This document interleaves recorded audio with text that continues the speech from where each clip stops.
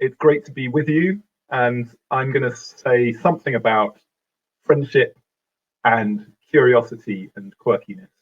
I'm going to tell my work story to really illustrate the points that I have today. And I want to take you back to a time 20 years ago when I was just tail end of university. And it was a grey, wet weekday, much like this one. And I had 18 months to go before I was finishing university. And I knew that I needed to get some work. I knew that one of the ways into that was to do an internship. So I went to the careers department, found myself in this dusty old room, leafing through a lever arch file back in the day, looking at adverts for internships. And one of these internships stuck out particularly. It was looking for people with curious minds and a quirkiness to them. And I thought, I think I can make an argument that I have a curious mind and that I'm a bit quirky. It was for a headhunting business. So an organisation that was finding leaders for some of the biggest organisations in the country. And they wanted an internship basically to be a researcher, some researcher role. And I wrote a letter saying, I love listening to people. I love listening to my friends and hearing what they want to do with their lives. And I remember writing that letter and it flowed.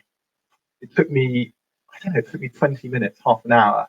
And I'm not a fast writer at all. These things are a sweat. But this just flowed, and I sent it off, and I got an interview on the back of that, and an internship. And I ended up spending a week there with a sort of extended interview for a permanent role. And I was sniffing them out, and they were sniffing me out. It was much like dating,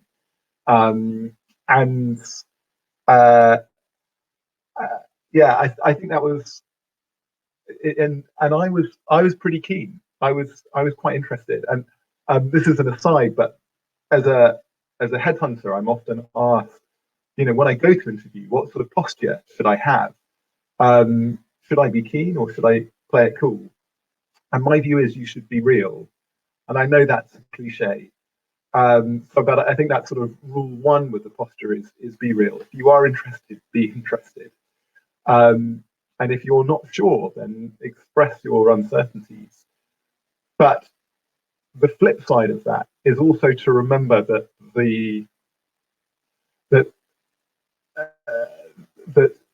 you have many good options. You might think this is the only thing you can possibly do in the world. Actually, there will be many other things in all likelihood that you could do. And so you need to remember your own preciousness. If you're very keen, remember your preciousness. And if you're thinking, I'm really not sure about this, remember that they have many good options with many people who will perhaps do the role really well. So remember their preciousness as well. Anyway, I digress. I had this week and I was offered a job, and the world of headhunting in this organisation was very different to what I was expecting. It wasn't the cutthroat, red in tooth and claw business that I thought it was going to be. It had highly relational. It had high levels of integrity, and I worked. To give you a flavour, I worked on some really varied roles. I worked with the British Museum to find their chief executive. I worked for the then Foreign Secretary to find their special advisor. And I worked on a number of charity appointments as well, which I particularly liked. And I was then I was promoted quite quickly. I was there for 2 years, and I was promoted to work for the deputy chief executive as his assistant, and it was a kind of apprenticeship to be a consultant there. I but I struggled. I found it really difficult. And after a year in the role and of paddling really hard, um, he took me aside. We went for a beer, and he said, "Sam, I don't think you're cut out to be a headhunter." And it was pretty humiliating. And together we came up with a plan of what else I could do. He thought I was a good researcher, but not a good partner, and I wasn't going to make a great consultant. So I was offered an MBA and went back to doing research. And actually, that worked pretty well for a couple of years. But when I finished my MBA, I was like, okay, guys, this is good, but now make me a consultant. I'm getting on a bit here. Other people have been promoted, and I remember going for an annual review with one of the senior partners, and I said, so what sort of timeline are you thinking? Because I feel I'm ready. And they said, I'm not sure we are. We don't have plans. And by this stage, I'd been there 5 years, and 5 or even 6 years. And it took me a year to get to the point where I decided I was going to leave. And I remember going to a wedding in Dorset one weekend and chatting to a great friend of mine, Mark, who runs a big pie business now. And he gave me that space just to talk it through. And I realized driving there that I needed to leave. And at the wedding, and we were due to stay overnight, but actually I got wind of the fact, I'd taken the lift down there. I got wind of the fact that a few people were leaving after the speeches at sort of 9:30 at night, and we'd be back in London by midnight. And I thought, I'm going to catch that lift. I'm going to write that letter. I'm going to seize the day. So I resigned. I wrote the resignation letter. I handed it in on Monday morning, and I finished at the end of 2007. And I think I actually didn't have any doubt about what I was going to do. Despite being told I wasn't cut out to be a headhunter, despite not being promoted for so many years, I was still in that entry-level role that I'd started in 6 years before. I believed I could start my own headhunting business. And two things were going on here. First, I'd seen myself work well in certain contexts. I'd seen how, with certain consultants, I remember one consultant, Ross, he just drew the best out of me. I could speak with confidence and speak in a creative way. I could draw on this sort of truer sense of who I was. And in other contexts, I would freeze and I'd be trying to say the right thing. But I believe that the good Sam was the truer one. And the other thing that I'd seen was that the headhunting model that the Mayfair firms, one of Westminster firms that I was in, was flawed in my view. It carried a huge amount of overhead. They had to pay for this expensive office. They had to pay for these expensive late 40s, early 50s consultants, partners. And actually all the work was being done by the researchers, the people in their late 20s. And by this stage, I was one of the most experienced of them. And I thought, I can offer this service to the charities clients that I love for a fraction of the price and be paid well for the privilege. So that's what I set out to do. And I had a couple of really fun years. But it wasn't until 2000, so I finished in 2007, 2011, and I had a couple of friends working with me, but in 2011 I had a break, a lucky break, a God-given break, where a friend of mine said, you must meet Ewan. And I was busy at the time, I had plenty of work on, but I agreed to this meeting. And Ewan was leading the practice of another firm, the charity practice of the kind of the leading firm in the sector, leading headhunting firm in the sector. He was brilliant. He was a Princeton scholar. He was living in community with some friends, some of whom were working just on the local estate, and they were sharing everything together. I think he was sharing his salary with them incredibly generously, and we shared a lot of the same values. But I was pretty open with him, pretty brutal about my mixed experience at my old firm, Saxton Bampfylde, who I'm enormously grateful, and the sort of work that wasn't at the scale. He was doing the chief executive of Oxfam at the time, and I was working on some more junior things. But he decided, well, so that was one meeting, and we had a coffee, and then over 18 months, I said to him, you could join us, and we'd love to have you, but not really taking that seriously. And then one day we went for a meal in central London in the restaurant of the Young Vic, having a burger together, and I suddenly realised that he was going to say, I've got to the point where I want to leave, I want to join you. And it's one of the proudest moments of my life, and one of the most exciting, because he's been such a good friend. So we worked together, and then we've recruited two other friends as well, who I adore, and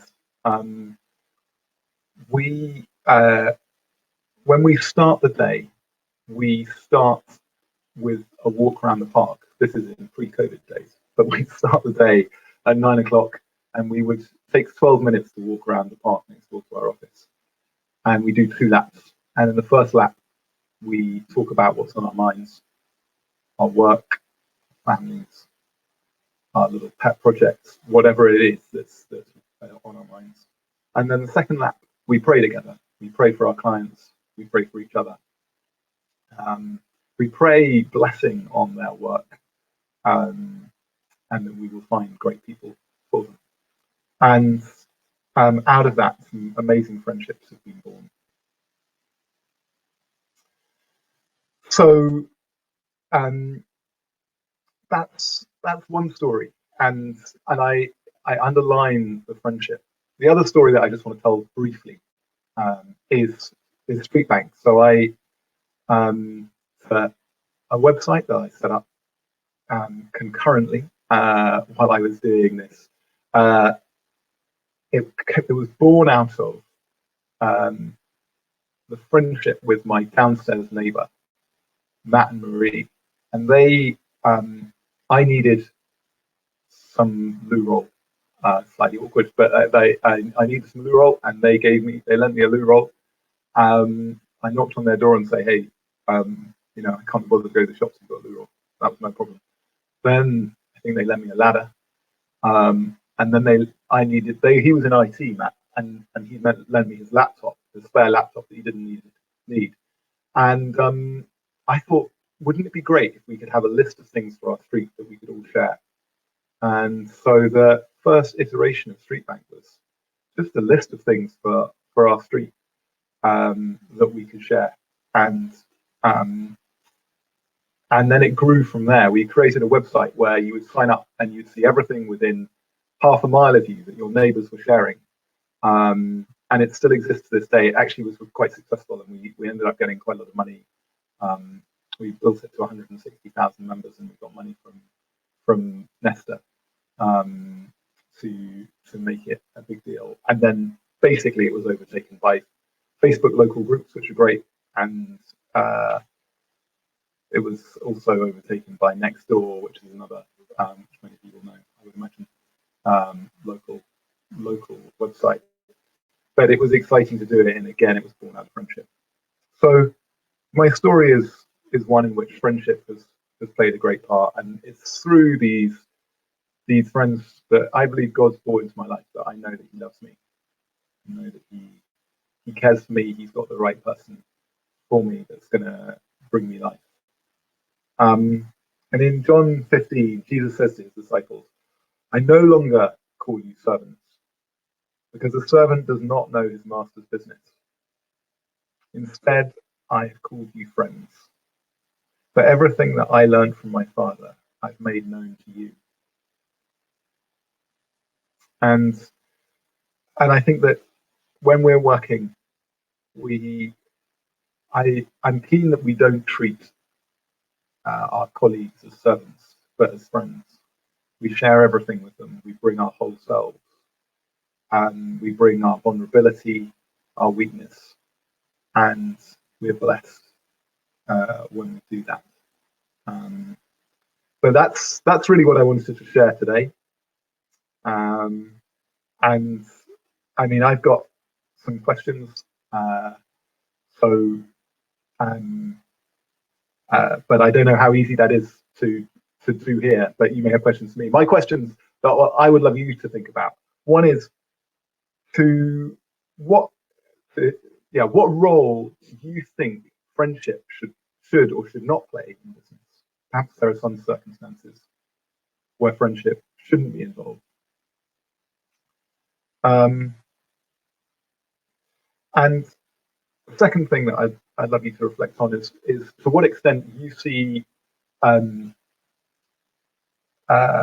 what I think I'm going to read it to you because I wrote it down.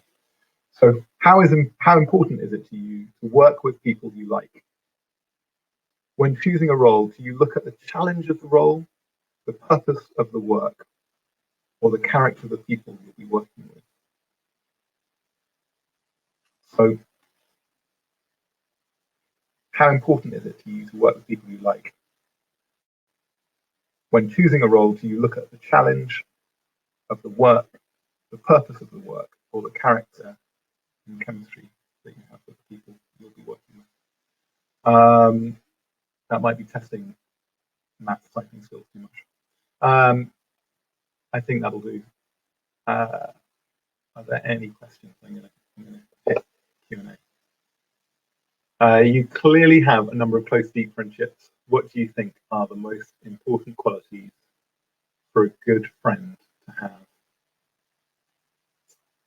So I think of that friendship with